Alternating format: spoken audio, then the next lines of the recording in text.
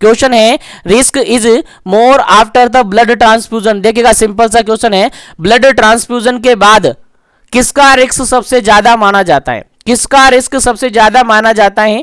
तो ऑप्शन के according answer देना है। क्वेश्चन समझ में आ गया कि ब्लड ट्रांसफ्यूजन किया, ब्लड ट्रांसफ्यूजन करने के बाद किसके होने का चांसेस ज्यादा माना जाता है। ऑप्शन नंबर फर्स्ट आप देखिएगा ए नंबर ऑप्शन है हेपेटाइटिस ए, बी ऑप्शन है यहां पर हेपेटाइटिस डी, सी ऑप्शन है यहां पर हेपेटाइटिस बी और डी ऑप्शन है यहां पर हेपेटाइटिस ई। जल्दी से अपना आंसर दे दीजिएगा क्या इसका करेक्ट आंसर होगा।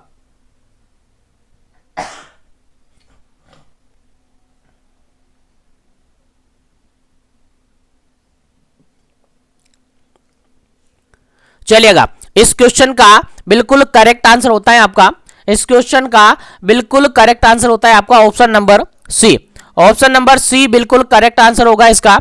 हेपेटाइटिस बी, हेपेटाइटिस बी के कारण से हेपेटाइटिस बी क्या होता है, ब्लड सीरम से रिगार्डेड है, यानी सीरम से रिगार्डेड हेपेटाइटिस है और ब्लड के थ्रू जो ट्रांसमिट होता है वो कौन सा वो ट्रांसमिट होता है, वो हेपेटाइटिस बी ही ट्रांसमिट होता है। कौन सा ट्रांसमिट होता है, बी ही ट्रांसमिट होता है। तो कंफ्यूजन बिल्कुल भी नहीं रखना है, कंफ्यूजन बिल्कुल नहीं रखना है, याद रखिएगा ए डी ई ये क्या है, फीको ओरल रूट से माने जाते हैं। ए डी जो है ए ई है, ये फीको ओरल रूट से माने जाते हैं। बेसिकली अपन इसका आंसर मानते हैं तो ऑप्शन के अकॉर्डिंग बिल्कुल राइट आंसर होता है इसका option number C. Hepatitis B इसका बिल्कुल करेक्ट आंसर है। ब्लड ट्रांसफ्यूजन के कारण से या ब्लड ट्रांसफ्यूजन करने के बाद जो मोर रिस्क माना जाता है वो हेपेटाइटिस बी के होने का चांसेस माना जाता है।